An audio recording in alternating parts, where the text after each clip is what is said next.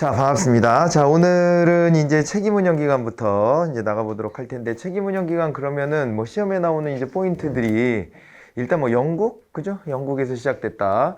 NPM식 개혁입니다. NPM식 개혁이고, 그 다음에 이게 이제 NPM식 개혁으로서 1988년도, 또 기억해 놓으시면 더 좋아요.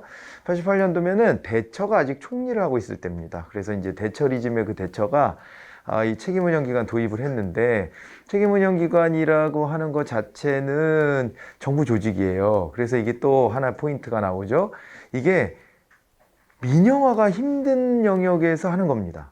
그러니까 민영화가 될 것 같으면 민영화 했겠지. 대처잖아, 지금. 응? 대처 총리니까. 민영화가 가능하면 다 민영화를 했을 거고, 그 다음에 공기업화가 가능했으면 또 공기업화를 했을 겁니다. 그런데 이제 그런 것으로 적합하지 않은 분야. 그러니까 이제 정부 조직 내에 있긴 있어야 돼. 예, 그게 뭐 민영화를 하거나 뭐 아니면은 또 이렇게 위탁을 하거나 하기가 좀 애매해. 애매해서 공익성을 가지고 있기 때문에 이게 지금 저 정부 조직 안에 남겨는 놔야 되겠는데, 그런데 이거 성과 측정 같은 걸 좀 해보고 싶어. 예, 그 성과 측정이 가능한 영역이야. 뭐 이렇게 되는 거. 특히 그게 집행과 관련돼야 돼요. 그래서 어떤 특정 사업의 집행을 담당하는 조직을 대상으로 해가지고 따로 떼어가지고요. 이거 책임운영기관으로 지정을 탁 해버리는 겁니다. 알겠죠? 그래서 거기에 있는 사람 다 공무원이에요. 공무원인데 다만 이제 거기에다가 재정적인 어떤 독립성을 좀 줄 필요가 있겠죠. 그래야지 나중에 성과 측정을 하잖아요. 니네 돈 이거 써가지고 얼마나 많은 성과 만들어냈어. 이걸 봐야 되니까. 그러니까 이제 독립재산제하는 걸 원칙으로 하고, 그리고 또 이제 자율권을 줍니다. 운영상의 자율권 주고, 대신에 나중에 그 성과 측정을 해서 성과가 미흡했다 하면은 기관장을 이제 연임해서 배제하는 거죠. 그러니까 이제 기관장에게 성과에 대한 책임 묻는 겁니다. 성과에 대한 책임 묻고, 그렇게 하는데, 이 기관장 같은 경우에 임기제 공무원으로 부하게 되는 거죠. 그래서 이제 뭐 영국 제도는 거기까지만 이해하시고, 우리나라로 이제 넘어와 보면, 그죠? 예. 책임운영기관이 이게 이제 김대중 정부 때 이제 도입이 돼가지고 99년도에 도입이 돼서 여기에 이제 책임운영기관에는 우리가 이제 임기제 공무원 그 기관장을 임기제 공무원으로 보하고, 우리나라 임기제 공무원은 임기가 최소 몇 년이죠? 최소 2년. 그죠? 길어도 5년. 이렇게 되어 있습니다. 그래서 2년에서 5년 사이 임기를 주는 거죠. 임기를 주는 것이고, 그 다음에 우리나라 책임운영기관 같은 경우에는 종류는 어떻게 돼요? 종류는 일단은 중앙책임운영기관과 소속책임운영기관으로 나눠지는데, 중앙책임운영기관은 청이 들어가야 돼요. 청. 부처청 중에서, 그죠? 부 같은 경우에는 종합적인 한 섹터를 맡아버리는 것이고, 그래서 부 자체를 책임운영기관이 이렇게 할 수는 없어요. 거기는 집행해야 될 일들이 복합적이에요. 많아요. 그래서 하나의 부가 책임운영기관이 될 수는 없고, 덩어리가 너무 커요. 그리고 이제 처 같은 경우에는 막료적인 그 기능을 하는 거란 말이에요. 기본적으로는. 그렇기 때문에 여기도 적합하지는 않은데, 이 부 밑에 딸려있는 외청들 있잖아요. 거기는 하나의 특정 영역을 집행하도록 단위가 나눠져 있는 겁니다. 청들은. 그래서 청은 책임운영기관의 대상이 될 만해요. 그런데 다만 이제 이게 책임운영기관이 되려면 독자성이 이제 있는 게 있을 필요가 있고, 또 그 다음에 독립채산이 가능하고 뭐 이런 것들이 좀 조건이 돼야 되니까, 그러니까 이제 그 중에서 어떻게 보면 좀 시범적으로 했다고도 볼 수 있죠. 이 특허청 같은 데는 특허 출원 같은 거 하잖아요. 그러면은 거기서 재원 마련이 됩니다. 일단 그죠? 그래서 우리도 뭐 이런 학원 이름, 공시누리 이런 거 이제 상표권 등록이 돼 있는데, 그 출원할 때부터 돈이 다 들어가요. 돈이 다 들어가서, 그래서 이제 그걸 바탕으로 이제 운영이 좀 어느 만큼 독자적 가능하잖아요. 그래서 그렇게 해보는 거고, 또 그 다음에 이 영역 자체가 누가 위에서 간섭할 수 있는 성질의 것이 아닙니다. 너무 전문 영역 아니에요? 특허 관련된 거는 아무나 거기 개입해가지고 야 이건 특허해줘라, 야, 이건 하지 말지, 이렇게 할 수 없어요. 전문가들이 모여서 해야 된단 말이에요. 그래서 그 독자성을 좀 인정해 주는 차원에서 특허청만 그렇다라고 생각하시면 됩니다. 그리고 나머지는 이제 소속 책임 운영기관들인데, 그 소속 책임 운영기관들의 경우에는 독립재산이 아닌 경우도 많아요. 그러니까 이제 독자적인 어떤 재원을 가지고 자기네가 별도의 벌이를 가지고 하지 못하는 경우들도 많습니다. 그래서 일부만 이제 뭐가 되냐면 일부만 이제 특별회계로 관리가 되고요. 나머지는 특별회계까지의 지위는 못 주는 거예요. 그래서 이제 특별회계로 관리되는 우리가 그러니까 정부가 재정과 관련해서는 일반회계로 하나로 모으잖아요. 모으는데 독립채산한다는 얘기는 별도의 사업이라는 얘기고 별도의 사업이면 특별회계로 둘 수 있잖아요. 근데 모든 책임운영기관을 다 특별회계까지로 두지는 못하고 일부만 특별회계로 관리를 합니다. 그래서 이제 정부기업예산법이라고 있죠, 그죠? 예, 그 법에 적용되는 것은 특별회계로 지정된 이제 책임운영기관들 같은 경우에는 또 그렇게 다루죠.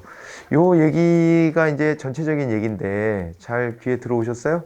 한번 이야기식으로 한번 풀어봤습니다. 이야기식으로. 그래서 머릿속에 자꾸 이렇게 생각해보고 그려보시는 것도 매우 중요해서 그렇게 해봤고 이제 그 내용을 가지고 한번 들어가 볼게요. 기관장이 기관 운영의 자율성을 보장한다. 맞는 얘기죠? 기관 운영 성과에 대해서 책임을 지도록 한다. 다 맞는 얘기가 됩니다. 성과 책임을 묻는 거예요. 그리고 공공성이 크기 때문에 민영화하기 어려운 업무를 정부가 직접 수행하기 위해서 고안된 것이다. 그것도 맞는 얘기입니다. 이를테면 이제 공공성이라고 하는 게 너무 커서 민영화가 안 된 거예요. 그런데 정부 조직 안에 있으면서도 성과 책임을 묻고 싶은 거라 이게. 그래가지고 이게 고안된 겁니다. 자, 객관적이고 신뢰할 수 있는 성과 평가 시스템의 구축은 책임 운영 기관의 성공 여부를 결정짓는 이제 요건 중에 하나다. 이것도 맞는 얘기죠. 그러니까 성과 측정을 하겠다 그러면 진짜 제대로 된 측정 기법이 가미돼 있어야 돼요. 제대로 된 측정 기법이 가미돼 있지 않으면 평가가 안 이루어진 거잖아요. 평가 제대로 안 이루어지니까. 그러니까 나중에 가서 뭐 잘했다 못했다를 못 하는데 이게 뭐 그러면 애시당초에 만들어진 취지 자체가 이제 퇴색하겠죠. 아무래도. 그래서 3번도 맞는 얘기입니다. 요거 딱 틀렸잖아요. 4번 그죠? 네. 요거 이제 영국의 집행기관 이름으로 처음 도입됐다 맞는 얘기인데 요게 88년도 아까 이제 말씀드렸던 구체적으로 보면 80년대 후반에 도입됐다 이렇게 봐야 됩니다. 그렇게 보시고 그리고 이제 가끔은요 이게 정책 결정 및 집행을 담당한다 이런 식으로 나올 때가 있어요. 그거 틀린 겁니다. 그렇게 해도 여기처럼 집행기관이라 그랬잖아요. 이게 어떤 특정 영역에 대한 집행을 맡는 조직이지 여기가 결정을 하는 조직은 아니에요. 물론 집행 과정에서의 소소한 결정을 하겠지 당연히 자율성을 줬으니까. 그런데 이 방향으로 집행하시오 라고 하는 것 정책 목표나 이런 것들을 결정하는 것과는 거리가 멀어요. 그렇게 알아두셔야 되고요. 우리나라는 90년부터라 그랬는데 이것도 99년 김대중 정부 때 이제 운영이 됐다 이렇게 봐야 돼서 그래서 이제 연도 공격 들어왔습니다. 연도 공격. 연도 공격 들어오면 난도가 갑자기 올라갑니다. 그죠? 우리가 이걸 다 기억하기 어려우니까. 근데 나중에 제가 자료로라도 나눠 드릴 거예요. 이게 연도에 대해서 지난해도 제가 정리해서 드렸었는데 예, 조금 더 보강해 가지고 드릴 생각입니다. 그래서 이게 이 연도에 대한 것도 연도에 대한 것이 다 빡빡 외워야 되냐 뭐 좀 덜 외울 수도 있지 뭐 예, 그렇긴 한데 이렇게 언급됐던 것만이라 좀 기억해 놓고 조금 내가 확장할 수 있다면 조금만 더 확장해 놓는 것도 나쁘진 않을 것 같고 그렇습니다. 그리고 연도별로 보면은 또 이제 입체적으로 좀 보여요. 이론들이 언제쯤 제시됐구나 이런 것들을 좀 알 수도 있고 그래서 이제 그런 공부도 좀 하셔야 될 겁니다. 이게 이런 게 가끔 나옵니다. 행정학에서는 연도 공격 들어가는 게 162번입니다. 우리나라의 책임운영기관에 대한 설명이 우리나라입니다. NPM의 조직 원리에 따라 등장한 성과 중심의 정부 실현의 한 방안으로 도입됐다. 이 맞는 얘기죠, 그죠? 신공공관리론의 조직 원리에 따라 등장한 성과 중심 정부 실현의 한 방안이다. 예, 맞는 얘기고 뭐 아까 설명드렸던 그 내용 폭에다 들어옵니다. 책임운영기관의 장에게 행정 및 재정상의 자율성을 부여합니다. 그 운영 성과에 대해 책임을 지도록 하는 행정기관이고 책임운영기관은 사무 성격에 따라 조사, 연구형, 교육, 훈련형, 문화형, 의료형, 시설관리형, 그 밖에 대통령이 정하는 기타 유형 이런 걸로 나눠지죠. 아까 특허청 같은 경우에 기타 유형에 들어가는 것이고요. 그 다음에 뭐 조사 연구형, 뭐 연구소 같은 데들 막 만들어 놓잖아요. 그 교육훈련원 같은 것도 있고 연수원 같은 거 있잖아요, 그죠? 그리고 이제 문화형 같은 것도 있습니다. 뭐 이를테면은 그 뭐야 국립극장 뭐 이런 거 있잖아요. 예, 그런 것들이 여기 들어가고. 그 다음에 이제 의료형이면 뭐 의료원이라는 이름 붙어 있는 데도 있잖아요. 여기 가도 저 파주에 파주 의료원 같은 데 있잖아요. 그런 데들, 예, 이런 의료원들이 있는 데들이 있고요. 그러니까 사설 의료시설이 좀 부족한 지역에다가 의료원들을 좀 설치해 놨었죠. 그런데 시간이 지나다 보니까 또 나중에는 도시가 커져서 사설 의료기관도 많은데도 의료원이 유지되는 경우도 물론 있어요. 예, 근데 아무튼 이게 공공의 성격을 가지고 의료원 같은 거 아니면 경찰병원 뭐 이런 데 있잖아요. 그런 데들도 있고요. 그 다음에 이제 시설관리형 있죠. 시설관리형. 뭐 시설관리공단 뭐 이런 이름 갖고 있는 데들 있잖아요. 그런 데들도 이런 데 들어가고 다 그렇습니다. 자, 이제 그렇고요. 그 다음에 책임운영기관의 설치 운영에 관한 법률에 근거해서 95년부터 제도가 시행됐다라고 해가지고 여기서도 이제 연도에 대한 부분이 이렇게 나타나 있습니다. 그런데 95년도면은 아예 정권 자체가 달라요. 이 김영삼 정부 때거든요. 그래서 이제 학자들이 봤을 때는 그 차이가 좀 크다고 보는 거예요. 어느 정부 때 이루어졌느냐. 이게 좀 중요하다고 봐서 이런 식으로 5년 정도를 앞당겨서 지금 이제 이렇게 한 4년 되는구나. 4년 정도 앞당겨서 정권이 다른 때로 땡겨 놓은 겁니다. 그래서 연도를 좀 이건 기억해 놔야 되겠네요. 이렇게 두 번이나 최근 근래 5년 이내에 두 번 나온 거예요. 연도에 관련된 게. 기억해 놓으시기 바랍니다. 63번으로 갑니다. 책임운영기관은 기관장의 재정상의 자율성을 부여하죠. 운영성과에 따라 책임을 지도록 하죠. 소속 책임운영기관에 두는 공무원의 총 정원 한도는 총리령으로 하며 이 경우 고위공무원단에 속하는 공무원의 정원은 부령으로 한다. 이렇게 나타나 있습니다. 이것도 좀 어려워졌네요. 이게 총리령이 아니고 대통령령이거든요. 대통령령이에요. 예, 그래서 이제 이것도 너무 디테일한 부분으로 물어봤기 때문에 우리가 좀 속아 넘어갈 수가 있는데 총리령 관련해서 우리가 특별하게 다룬 건 없어요, 사실은. 그죠? 총리령으로 한다 뭐 이런 것들에 대해서는 특별하게 다룬 게 없어요. 그래서 총리령은 좀 예외적으로 대통령령을 좀 보완하는 정도의 성격이랄까? 그러니까 뭐라 그래야 되나? 그러니까 대통령의 역할을 일부 총리가 나눠 맡을 수 있는 거잖아요. 이제 그런 차원에서 총리령이 있는 거라 총리령의 비중은 좀 약합니다. 이 법적으로 봤을 때 차라리 대통령령과 부령의 조합이 일반적이에요. 그 대통령령이 법률에 대한 시행령이고 부령이 그거에 대한 시행 규칙이기 때문에 요게 조합이 좀 원래 좀 많이 등장하는 것이고요. 이 총리령은 속이려고 좀 나온 거예요. 2번이 답이 됐고요. 소속 책임운영기관 소속 공무원의 임용 시험은 기관장이 실시한 원칙으로 한다. 그러니까 인사상의 어떤 자율성도 줘야 될 거 아니에요. 내가 어떤 애들하고 일하고 싶다. 라고 하는 것에 대한 자율성도 좀 보장해주는 차원이고요. 기관장의 근무기간은 5년 이내 범위라 그랬고 최소한 2년 이상으로 하게끔 되어 있습니다.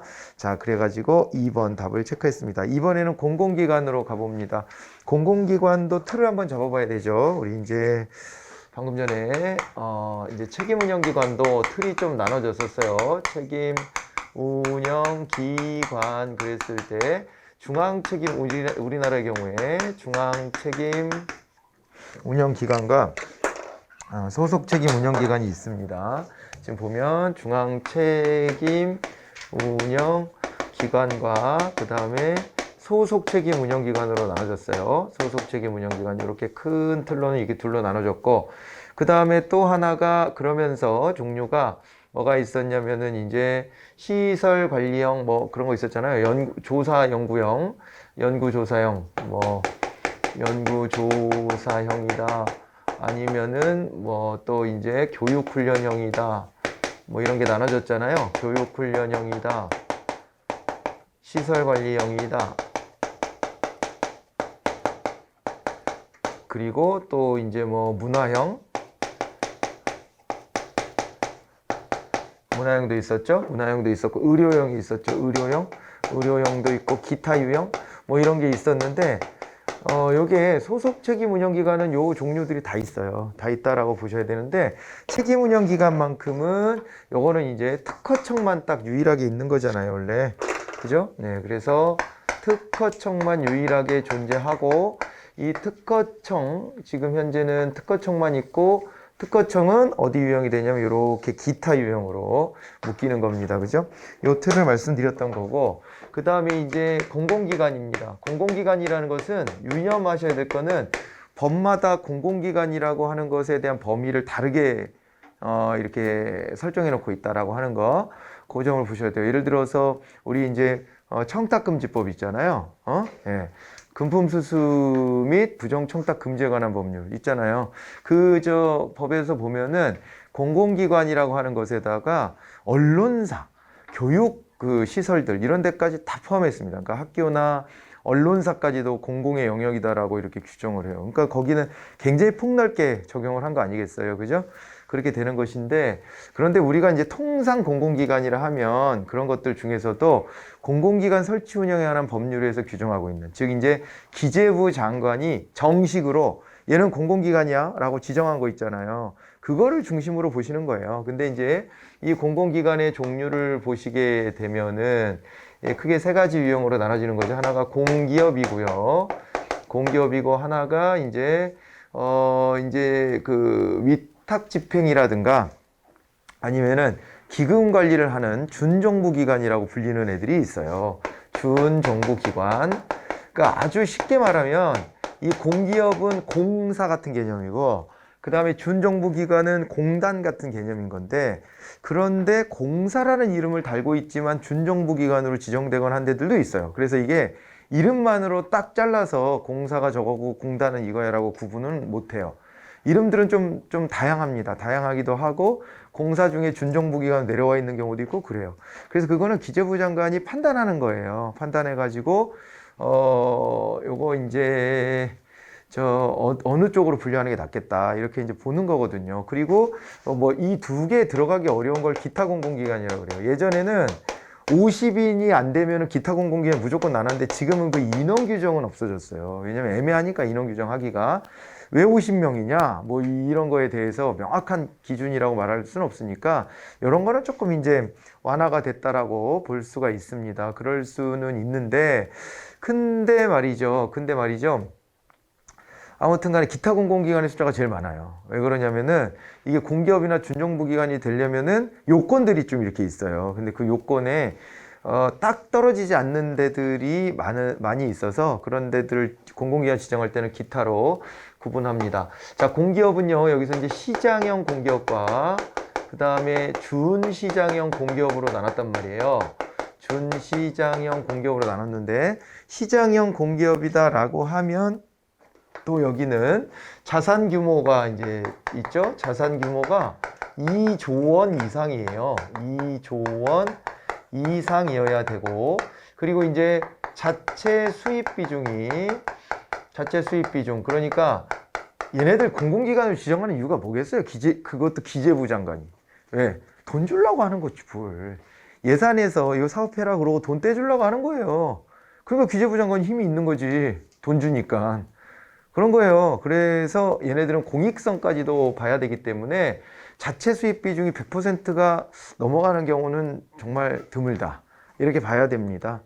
그러니까 뭐 민간처럼 돈만 벌면 장땡이야. 돈 되는 일은 하고 돈 안 되는 일은 안 하고 그런 데가 아니란 말이에요, 여기는. 그러다 보니까 자체 수입 비중이 85%만 돼도 야, 시장형이네. 이렇게 이제 되는 거예요. 85% 이상. 이 두 가지 기준을 충족해야 되고, 준시장형은 그 이외죠. 그러니까 두 가지가, 이거 엔드입니다. 엔드예요. 시장형 공기업이 되려면. 둘 중 하나가 아니라. 엔드. 그래서 둘 중 하나만 되는 경우도 준시장형 공기업으로 구분이 된다는 걸 알아두시고요. 학술적으로는, 이거는 이제 우리가 법적으로 지정할 때 공기업이 두 개로 나눠지고, 학술적으로 봤을 때는요, 공기업을 또 어떻게 나누냐면, 정부기업이 있잖아요? 정부기업. 이거는 정부가 아예 정부 조직 안에다가 흡수해 놓고 있는 겁니다. 다른 말로는 정부 부처형 공기업이라고 하죠. 정부 부처형 공기업이 있습니다. 요게 있고, 그 다음에 공사형 공기업이 있어요. 공사형 공기업. 그래서 요거는 정부가 50% 이상 지분은 가지고 있는데 정부 조직 안에 조직을 두고 있는 것이 아니고 별도의 기업 형태로 따로 떼어서 만들어 놓은 거예요. 그러면 공사형 공기업이고요. 50%는 안 되는 지분을 정부가 좀 이제 출자만 해가지고 같이 좀 관여 정도를 한다. 그렇게 되면 주식회사형, 민간도 이제 많이 참여하는 거잖아요, 지금. 주식회사형 공기업이다. 이렇게 이야기를 합니다. 그래서 이렇게 나누는 건 학술적으로 나누는 거고, 이 법적인 차원으로 보면 시장형 공기업과 준시장형 공기업으로 나눠지는 것이다. 이렇게 정리하셔야 돼요. 그리고 이제 준정부 기관이다라고 하면 여기에 이제 아까 잠깐 불러드렸었는데 위탁 집행이 있죠. 위탁 집행형이 있습니다. 그리고 기금 관리형이 있죠. 기금 관리를 목적으로 하는. 그러니까 이거를 정부 조직에서 직접 안 하고 어떤 집행의 영역은 이제 뭐 공단 같은 데를 설립해서 거기다가 맡겨버리는 거예요. 예를 들어서 도로교통공단 이런 데 들어봤죠. 운전면허 시험 같은 거 관리하고 하는데 도로교통공단을 만들어서 거기에다가 그냥 요 관련된 업무를 줘버리는 거예요. 이게 경찰청 산하로 만들어진 거라고 보시면 돼요. 그래서 뭐 위탁 집행을 하게끔 만드는 거죠, 그렇게. 그리고 또 보건복지부 같은 데는요, 건강보험공단 이런 거 만들어서 건강보험공단에서 이제 건강보험료 징수도 하고, 그 다음에 그걸로 이제 뭐예요, 이 병원 같은 데다가 지원도 하고 이렇게 하는 겁니다. 그런 것들을 하는데.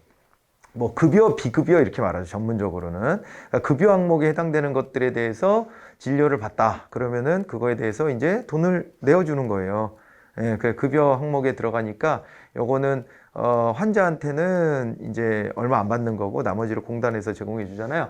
그런 식으로 하는 집행을 따로 하는 거예요, 이 공단이. 그 위탁 집행형이고, 기금 관리형이다 그러면 기금, 연금 같은 거가 아주 대표적입니다. 그죠? 그래서 보통 연기금이라는 표현도 쓰잖아요. 연금 같은 것도 일종의 기금의 운영 형태로 이렇게 가기 때문에 여기에 연기금 붙여서 얘기를 하고, 그런 거를 관장하는 데든 기금 관리형이 되는 겁니다. 이렇게. 그리고 여러분들 영화 하나만 봐도 이제 기금이 붙고, 그죠? 뭐 어디 시설을 이용해도 기금이 붙고, 여기저기에 기금이 막 붙어요.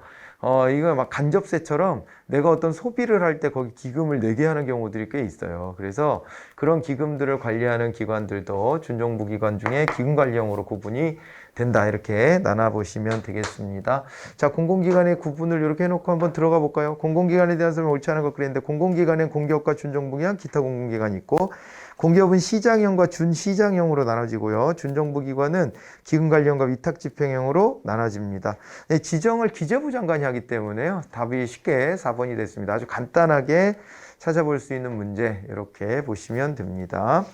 165번입니다. 이제 공공서비스의 공급주체 중 정부 부처 형태의 공기업에 해당되는 게 뭐냐 그랬습니다. 이번에는 이쪽으로 좀 넘어왔죠. 그죠? 정부 부처형 공기업. 근데 정부 부처형 공기업으로 볼 수 있는 것은 공공기관이 아니에요, 사실은.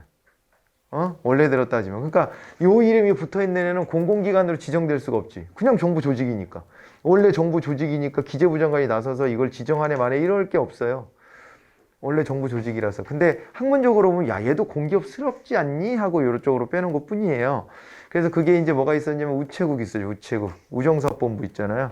그래서 우체국 금융 중에서도 우체국 예금이 대표적으로 그 특별회계로 딱 지정이 돼 있거든요. 그런데 그거랑 그 다음에 우편사업 같은 게 지정이 돼 있는데, 이런 것들이 대표적인 이쪽 이제 정부부처 공기업에 해당이 됩니다. 그래서 우체국도 들어오고, 그 다음에 조달청 같은 데 있잖아요. 조달 사업 관련된데, 그리고 또 양곡관리 사업 관련된 거, 이런 것들이 이제 정부기업 예산법에 적용을 받는 특별회계 아주 대표적인 종류들입니다. 그래서 그런 데들에 일하는 사람들 다 공무원이거든요. 그냥 정부 조직의 일부고.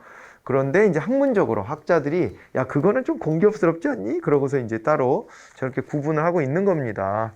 알겠죠? 자, 그래가지고요. 그걸 또 보셔야 되고, 그 다음에 또 하나가 뭐가 있냐면, 아까 이제 여기 책임운영기관 얘기했던 것 중에서 여기서 특별회계로 관리하는 책임운영기관들이 있어요. 그래서 이게 우리가 그런 종류까지 구체적으로 알 필요는 없지만, 특별회계로 관리되는 책임운영기관이라면 이거는 독립재산을 하고 있는 거라서 그런 데들도 정부 부처형 공기업스러운 거네, 이렇게 보는 거예요. 하나의 집행단위를 맡고 그 다음에 거기에서 독립재산을 하고 이렇게 하니까, 그러면은 그거는 별도의 정부 기업처럼 취급을 해주자라고 하는 거예요. 그래서 여기서 말하는 정부 기업이다 그러면 여러분들 기억하셔야 될 거, 우체국의 우편과 우체국 예금이 있습니다. 우체국의 보험도 있는데요. 그거는 이 정부기업 예산법에서 안 다뤄요. 그리고 별도의 특별법이 있어요.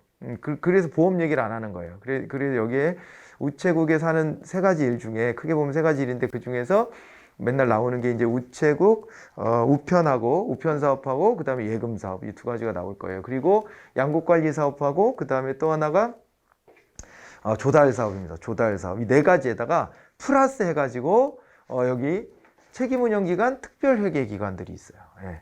거기들이 정부 기업으로 구분이 된다. 정부 기업을 다른 말로 정부부처 공기업이라고 한다. 이렇게 봐두시면 됩니다. 그렇게 따지고 보니까 이 중에서는 국립극장, 요게 이제 답이 된 거거든요. 예, 국립극장이 답이 된 겁니다. 알겠죠? 예. 자, 그렇게 봐두세요. 네. 그래서 이게 소속 책임 운영 기관으로서 아까 문화형 기관 중에 국립극장이 있다 그랬잖아요. 얘가 독립재산을 하고 특별회계로 관리가 되기 때문에 그래서 얘를 이렇게 된 거예요. 이거 문제 어려웠겠죠?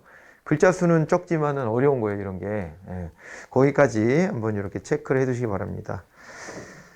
자, 그리고요, 한국연구재단 같은 데 나왔잖아요. 이거는 이제 준정부기관이에요. 위탁집행형 준정부기관이고요. 한국소비자원도 나왔는데 이것도 위탁집행형 준정부기관에 해당이 됩니다. 그리고 철도공사가 나왔는데 이거는 준시장형 공기업입니다. 자산 규모가 2조 원이 훌쩍 넘겠지만 자체 수입 비중이 좀 떨어지는 거죠. 무궁화호 이런 거 운영하는 건 다 적자라고 보시면 되니까. 그 자체 수입 비중이 85%가 안 돼서 이런 데들이 이제 준시장형 공기업이 되어 있습니다. 그래서 그거는 책임운영 기관이 아니고 요쪽에서, 그죠? 여기에 소속되는 거니까 여기에 들어올 수 없는 거죠. 얘네들은 여기에 들어올 수 없는 거예요. 정부 부처형 공기업에는. 알겠죠? 자, 이제 따로 그렇게 보셔야 되겠고, 166번으로 가봅니다.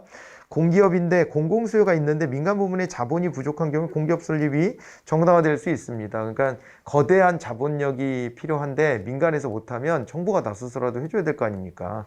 그러죠? 그리고 또 그 다음에 시장에서 독점성이 나타나는 경우에도 공기업 설립이 정당화가 됩니다. 그게 이제 대표적인 게 뭐 철도, 전기, 상하수도 뭐 이런 것들일 거잖아요. 그죠?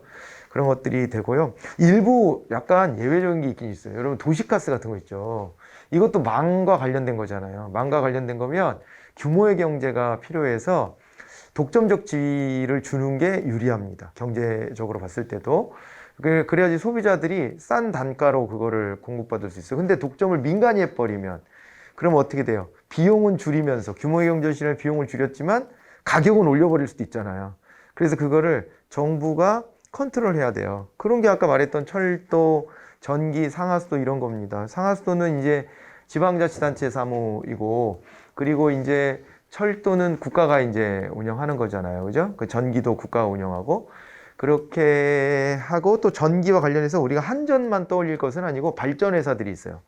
발전회사. 그 발전회사들도 다 정부가 이제 관장을 합니다. 근데 도시가스 같은 거는 흥미롭게도 민간이에요, 민간이 합니다. 민간이 독점적 지위를 부여받았어요. 그래서 권역을 나눠가지고 권역별로 회사가 달라요.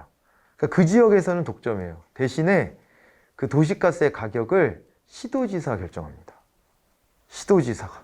그래서 그걸 도시가스의 공급 가격을 민간이 함부로 좌지우지 못하게 해놨어요. 그런 식으로라도 묶어요. 어찌됐거나. 이런 것들은 국민들의 생활에 엄청 직결되는 부분들이잖아요. 그 요금이 올라가냐 떨어지냐에 따라서. 그래서 그거를 딱 묶어둔다 이렇게 보시면 됩니다.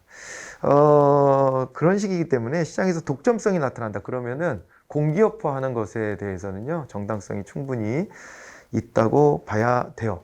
그래서 이제 그런 얘기 말씀드렸잖아요. 인천공항공사나 아니면은 이제 철도공사 같은 데를 민영화하려고 하다가 안 된 게 코레일이라고 하죠, 그죠? 예, 민영화하려고 하다가 벽에 부딪힌 게 국민들을 설득 못한 거예요. 그러니까 그건 독점성이 있는 건데 독점성이 있는 것을 민영화를 해버리면은 공공성이 너무 훼손되지 않겠냐라고 하는 반론에 부딪힌 겁니다. 예, 그런 겁니다. 그러니까 우리나라도 그런 분위기가 좀 있었거든요. 그러니까 대처리즘이나 레이거노믹스 그런 흐름을 신봉하다 보니까 당위적으로 민영화를 많이 하면 좋은 것처럼 이렇게 착각하는 경우들이 생기더라고요. 그러니까 무조건 민영화하는 게 꼭 좋은 것만은 아니잖아요. 그런데 민영화를 많이 해야 잘하는 정부인 것처럼 이렇게 인식되는 경우가 있어가지고 민영화를 하려고 하는데 이게 적자가 큰 걸 민영화하려고 그러면 민간이 안 사거든. 그래서 돈 될 만한 거를 자꾸 팔려고 하는 거예요. 근데 그러다 보면은 야, 돈 되는 걸 왜 파냐? 이렇게 되는 거죠. 공익성도 훼손해 가면서. 아니, 돈 되는 걸 또 민간한테 넘겨주고. 그 웃기는 일 아니냐. 돈 되는 건데 그냥 국가가 하지. 이렇게 되는 거죠. 그래서 민영화는 사실은 구호는 되게 찬란한데 이거 제대로 민영화가 대폭 전폭적으로 이루어진 국가가 영국밖에 없어요. 영국은 왜 그렇게 했냐면 대처가 이를 악물고 노조 분쇄를 위해서 했거든요. 이거를 얘네가 공기업이나 이런 걸로 돼 있으면서 노조가 너무 세다 이거야. 그러니까 정년도 막 보장되는데 노조가 너무 세니까 자기가 추구하는 방향 안 맞는 거예요. 그래가지고 노조를 무력화시키려고 민영화를 많이 해버린 이런 거지, 실제로 민영화가 되게 유효하다 이렇게 보기는 어렵다는 거예요. 돈 안 되는 건 민간이 안 사, 돈 되는 걸 팔려고 그러면 왜 팔지? 이렇게 되는 거고, 그죠? 이런 이제 딜레마적인 상황이 있는 것까지를 한번 생각해 보세요. 자, 그리고 전통적인 자본주의적 사기업 질서에 반해서 사회주의적 간섭을 하는 겁니다. 사회주의란 말이 나오면 약간의 좀 거부 반응 있으십니까, 여러분들도? 예, 그런 게 있죠. 우리나라가 그게 남북이 분단되면서 생긴 일종의 이거 뭐라 그래야 되나? 일종의 그런 거죠. 일종의 정신적인 어떤 제약, 자기 검열? 이런 거가 돼 있어요. 그 사회주의란 말 자체를 드라이하게 안 받아들이고, 요 말은 우리가 그거 싫어요. 이렇게 말해야 될 것만 같은 그런 대상이 되어 있는데, 문제에서는 용감하게 출제를 했습니다. 학문적으로 봤을 때는 사회주의라는 것도 엄연히 존재해 왔던 것이고요. 그리고 복지국가로 가는 것 자체도 사회주의적인 요소가 가미되는 것이거든요. 이제 그런 부분들에 대해서 우리가 이제 말할 수 있어야 되는데, 아직까지는 조금 또 자기 검열이 이루어지는 경향이 좀 아직도 있습니다. 그런데 어쨌거나 이건 틀린 얘기가 아니거든요. 이 공공의 영역이 들어가서 기업을 운영한다는 것은 사회주의적 발상입니다. 사회주의적 발상으로 공산주의 국가들 같은 경우에는 노골적으로 이제 어떻게 해요? 이 자본 같은 거는 사유화가 안 된다면서, 그러면서 국가가 직접 다 국가 소유로 기업을 운영하고 이렇게 해왔던 거 아니에요? 이제 그런 요소인데, 우리가 거기까지 가진 않지만, 그렇게까지 가면 너무 비능률적이어서 안 하지만은 일부는 또 이제 그런 어떤 흐름들을 우리가 차용하는 것이다, 이렇게 보시면 되겠습니다.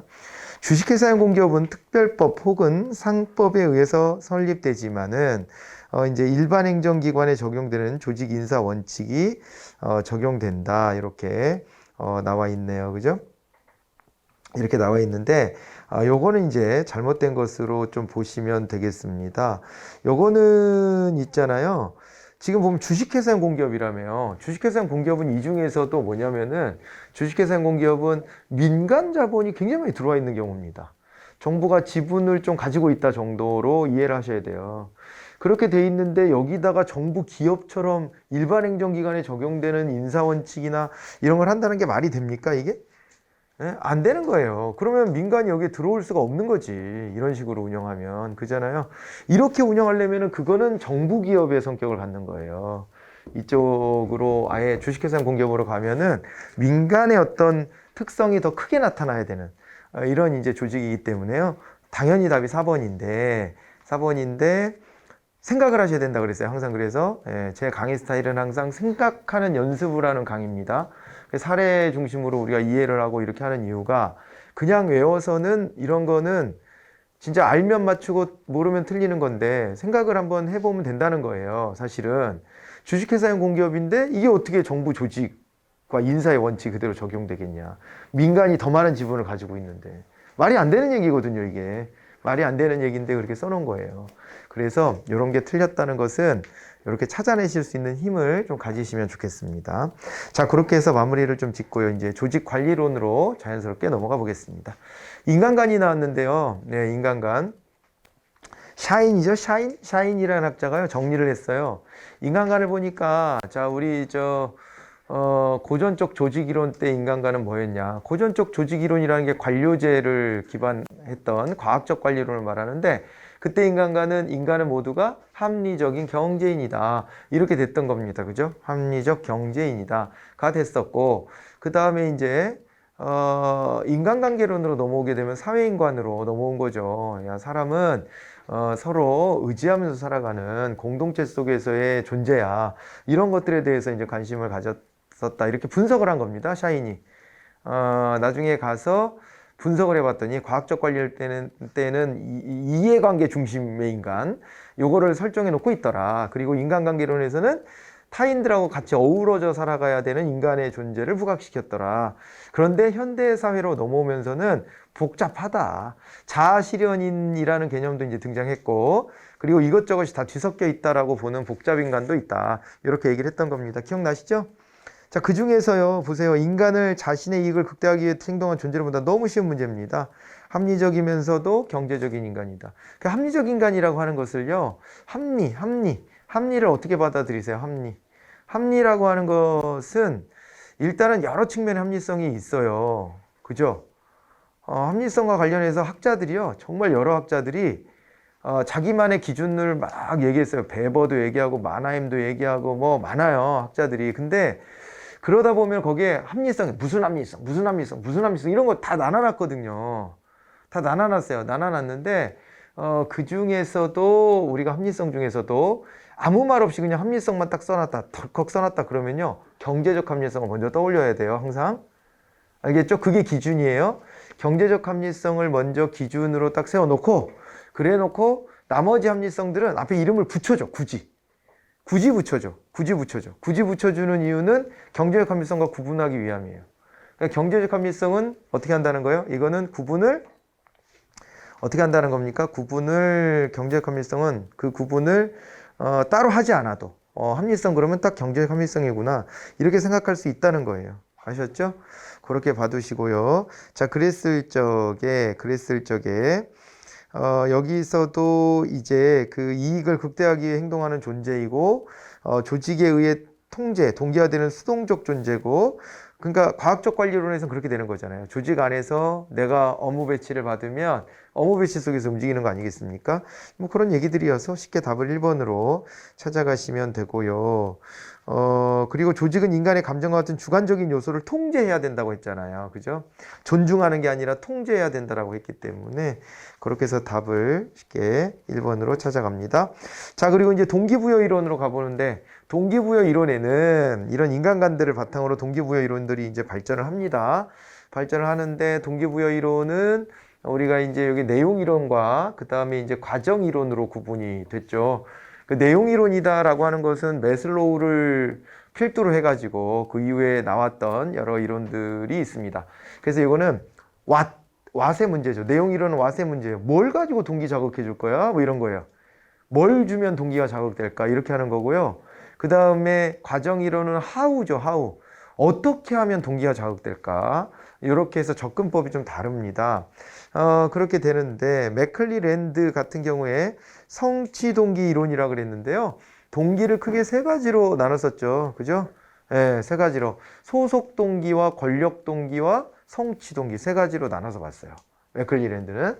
이 세 가지의 동기가 있는데, 그런데 이 세 가지의 동기는 어떻게 된 거냐면, 개별적인 사회화의 과정.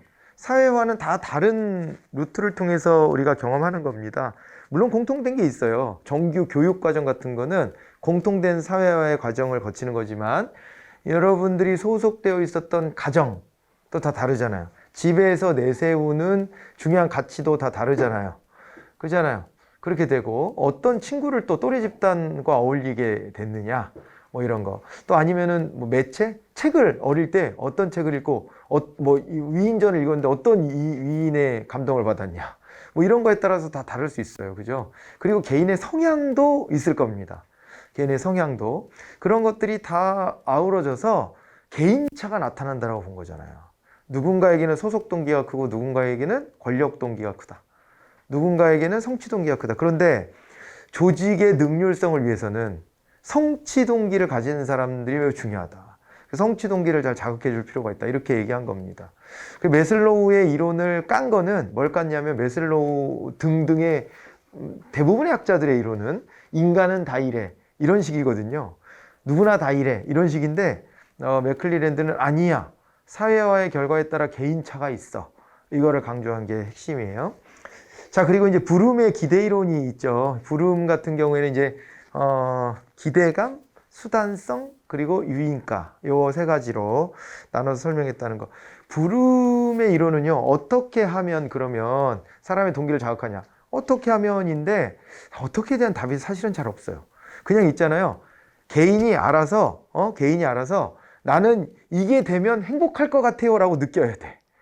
그래야 돼. 그게 어떻게라는 것에 대한 설명이, 그러니까 맥락은 그건데 뭘 해주라는 얘기가 잘 없어. 해줄 수 있는 거라기보다는 개인의 어떤 그 취향 같은 게 많이 작동을 해요. 그렇죠? 예. 그랬잖아요. 저는 행정학과 나왔지만 공무원이 되고 싶다는 생각은 요즘에 안정적이겠다. 이 생각은 요즘에 이제 들고, 예, 내 나이 들어가나 봐요, 진짜. 그래서 이게 자신감이 뿜뿜했었는데, 여기 약간 주눅드나 봐요. 그런데 그런데 왜 그랬냐면은, 누가 지시하는 거를 하면서 하는 게 나랑 안 맞는 것 같아, 이런 생각을 했거든요. 그러니까 어떤 뭐 공공회의를 하는데, 정권이 바뀌면은, 뭐 전에는 이런 방향으로 하다가 다음번에 이런 방향으로 하고 막 이게 뭐야? 내 의지대로 잘 못하겠네 했는데, 사실은 뭐 이제 생각해 보면 뭐 누구나 다 자기가 할 수 있는 범위 내에서 조금씩 재량을 하는 거지 뭐 그렇잖아요. 예. 대통령도 자기 마음대로 다 할 수 있는 건 아닙니다, 사실은. 그런데 이제 어린 마음에는 그게 이제 내 멋대로 살고 싶다는 게 저는 커가지고 그랬는데, 그게 바로 뭐냐면 부름식으로 얘기했을 때 공무원이라고 하는 직업에 대한 이제 유인가가 낮았던 거예요, 저는. 장점이 있는 걸 알지만은 그 장점보다 단점이 크게 느껴졌다는 거잖아요. 주관적인 겁니다. 근데 여러분들은 그 장점이 더 크게 느껴졌다는 거잖아요. 그렇죠? 크게 느껴졌기 때문에 공무원이 되겠다라고 마음 먹은 거잖아요. 그런 식인 거예요. 그러면은 동기 자극은 어떻게 해줘야 되냐? 그거에 대한 해답을 안 줬어, 부름은. 그래서 그게 비판으로 나올 수도 있습니다. 부름의 이론은 그건 좀 한계입니다. 그런데 단계 이게 체계적으로 좀 연구를 잘 해놨죠. 그죠? 예, 그래서 요 세 개의 단계를 가지고 설명했다는 것은 굉장히 흥미로운 부분입니다.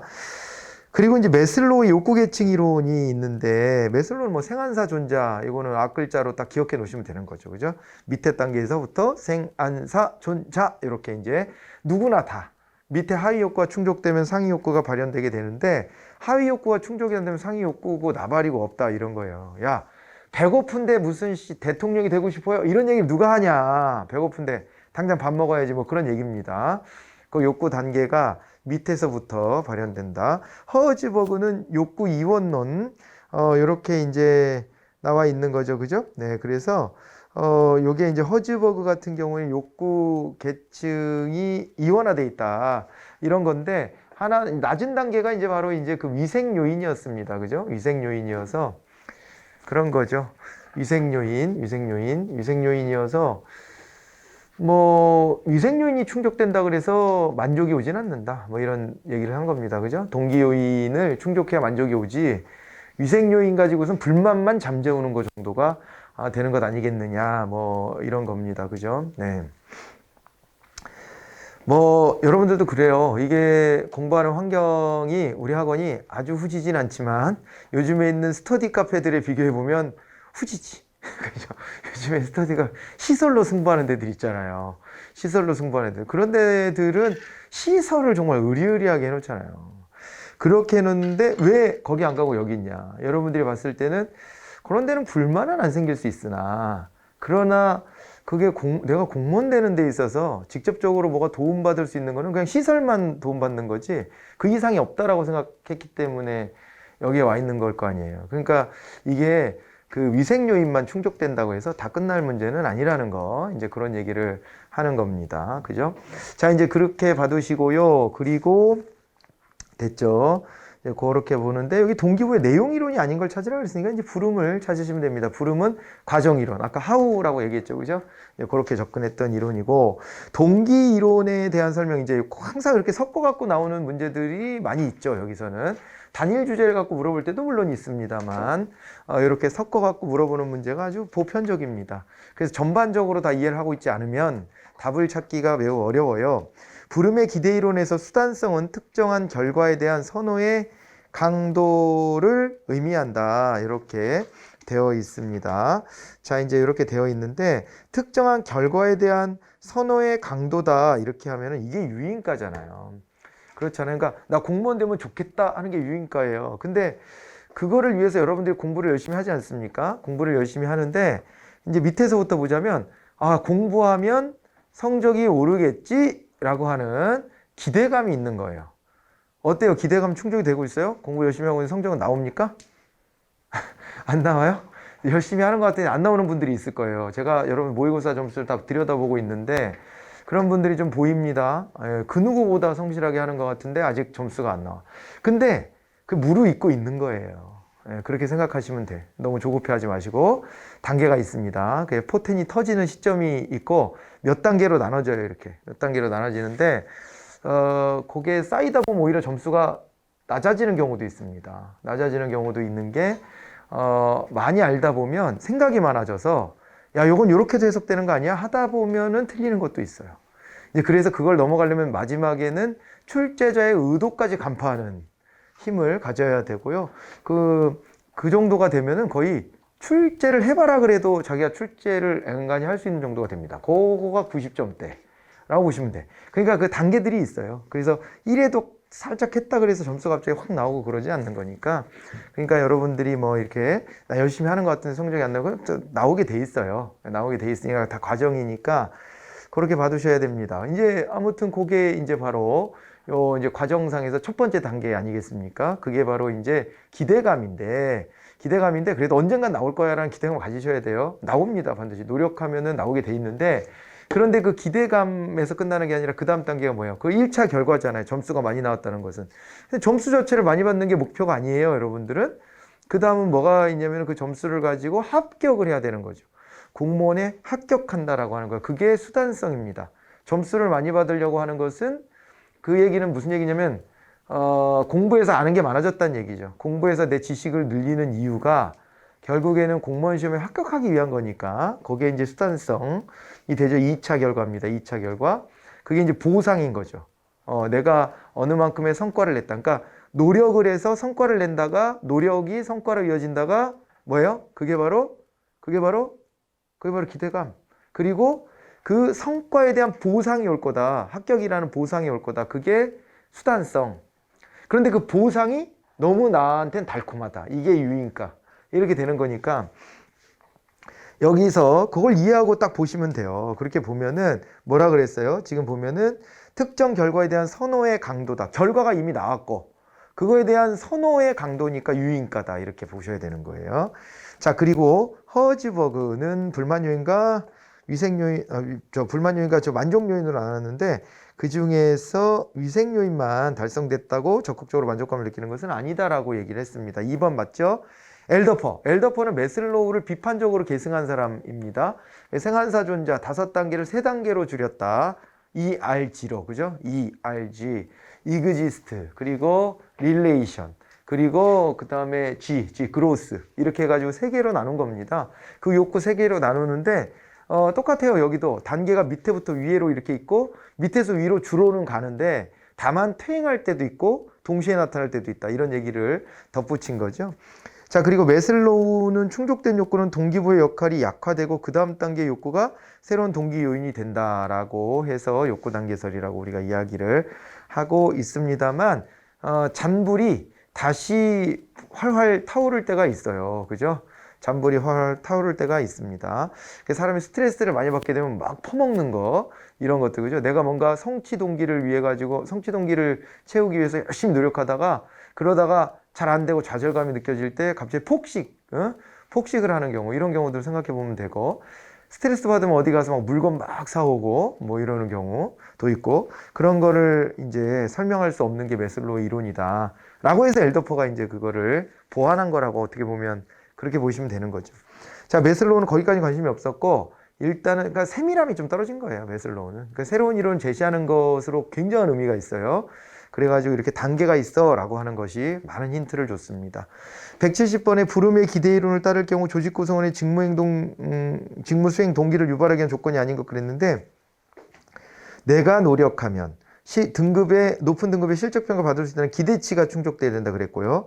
내가 높은 등급의 실적평가를 받으면 많은 보상을 받을 수 있다는 수단성, 요게 충족돼야 됩니다. 내가 받을 보상은 나에게 가치 있는 것이라는 유인가, 내가 그 보상이 필요해요, 이게 돼야 돼요. 그죠? 그게 충족돼야 된다. 요즘에 MZ세대라고 흔히 말하는 이 세대가 계산에 밝다 그런 얘기를 하잖아요. 되게 합리적인 거예요. 그래가지고 승진이 뭔 의미가 있지? 이런 생각하는 사람들이 많다고 그랬잖아요. 승진에 뭔 의미가 있지? 적당히 해가지고 잘 부비고 필요한 만큼 딱 일하고 나는 4시간 갖고 이게 더 행복하다라고 하는 경우들이 많고, 그래서 이 공무원 쪽에서도 예전에는 무조건, 그죠? 내가 성적이 되면 기재부 이렇게 해가지고, 그죠? 힘센 부처에 가려고 그랬는데, 야, 기재부 가면 맨날 밤새야 되고, 뭐 달라고 거기 가냐. 뭐 달라고. 문체부. 그래서 문체부. 왠지 다루는 일도 좀 소프트해 보이고, 그죠? 문체부 쪽을 정말 많이 선호해서 문체부 가기가 정말 힘들다고 하거든요. 실제로. 이제 그렇게 되고 있죠. 이런 변화인데, 그게 바로 어떤 거냐면, 승진이라고 하는 게 옛날에는 보상이라고 느꼈어요. 왜냐하면 가문의 영광 뭐 이런 거 있잖아. 뭔지 알죠? 그런 거, 의시되는 거, 그런 거를 중요하게 여겼어요. 옛날에는 명분 같은 거. 그런데 지금은 그거보단 실리 중심으로 가다 보니까 이게 유인가가 바뀐 거예요. 아, 나의 유인가 거기 없어. 거기 없어. 그래서 그쪽으로 안 가려고 그래요. 승진 안 하려고 그래요. 승진하면 일찍 옷 벗고 나가야 될 수도 있고, 그 다음에 책임도 커지고, 뭐 하려고 이렇게 머리 빠져가면서 그걸 하냐, 이렇게 생각하는 거죠. 그 유인가예요. 유인가. 됐죠? 이렇게 되는 거고, 내가 투입한 노력과 그로 인해서 받은 보상의 비율이 다른 사람과 비교해서 공평해야 된다는 균형성이 충족돼야 되는 건 부름이 아니고, 이거는 이제 아담스죠. 아담스의 공평성 이론 내지는 형평성 이론이라고 합니다. 그러니까 아담스는 이제 준거인을 설정해서 비교하는 거예요. 제가 그래서 어릴 때 제가 프로야구를 재밌게 봤었는데, 나중에는 뭐 그렇게 내 삶에 큰 변화는 안 오니까 가끔 그냥 심심할 때만 결과만 보고 그러고 그냥 큰 흥미는 안 느끼고 있는데, 제가 제일 흥미를 느끼는 거는 지금입니다. 지금 겨울철이 되면 FA 계약을 막 맺어. 그래서 이제 잘했던 선수들에 대해서 이제, 그죠? 엄청난 돈을 주고 이렇게 막 스카우트했다, 그런 뉴스들은 여러분들이 보잖아요. 관심 있건 없건 많이 뜨니까. 그리고 박탈감이 생기죠. 일단은. 야, 저게 돈이 100억이 아닌가? 이런 생각이 드는데, 근데 이제 그거는 제가 유심히 보는 이유는요, 그 과정을 보거든요. 과정을 흥미롭게 보는 건데, 이게 4번에 나와 있는 아담스의 형평성 이론 설명하는데 딱 좋아요, 그게. 딱 좋아. 그거 설정할 때 어떻게 하는 거냐면요, 어떤 해는, 그러니까 기량이 똑같은 선수가 있어도 어떤 해는 되게 저평가를 받고요, 어떤 해는 높은 평가를 받아요. 그게 왜 그렇게 되냐면은 준거인이 어떻게 됐느냐에 따라 달라지는 거예요. 그러니까 너랑 올해에 비슷한 성적을 낸 애가 이 정도에 사인했으니까 너도 요 정도 만족해야지, 이런 기준. 그리고 본인도 그걸 수긍합니다. 그런데 이게 과열될 때가 있어요. 경쟁이 막 붙을 때가 있어. 누구를 데려가려고 팀들이. 그러면 몸값이 올라가잖아요. 그럼 누구 하나가 높은 몸값으로 딱 계약하면 그 다음 사람은 그 사람이 앞에서 계약한 애가 기준이 돼버리는 거예요. 그러면 같이 올라가는 거죠. 그러니까 몇 년 전에는 같은 실력이면은 절반밖에 대우를 못 받았는데 2배로 대우를 받는다든가, 이런 식의 결과들이 나타나요. 항상 그래서 인간이 절대적 기준이라는 게 없으니까 상대적 기준을 설정하게 되어 있다는 거죠. 그거를 얘기하는 거고요.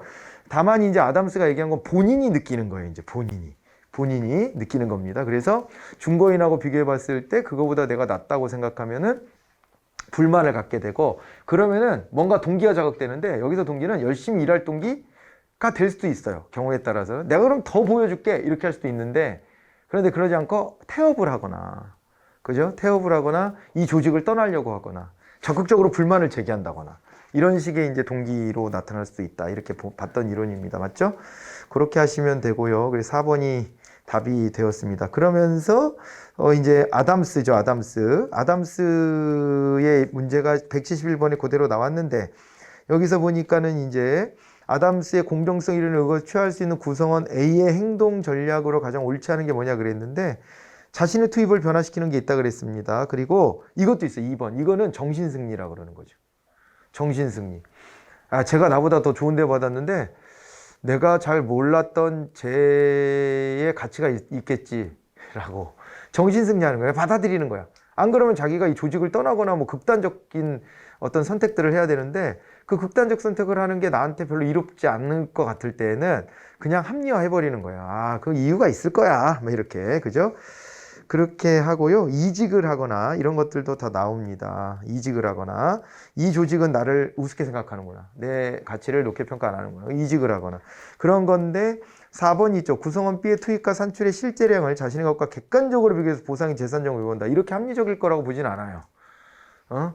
이런 동기가 크게 작동한다라고 보지는 않습니다. 그렇지는 않고 다 주관적으로 느끼는 거라는 거예요. 주관적으로 느끼고 거기에 따라서 행동하는 것이다 라고 봤어요. 그 점을 하나 좀 체크해 놓으세요.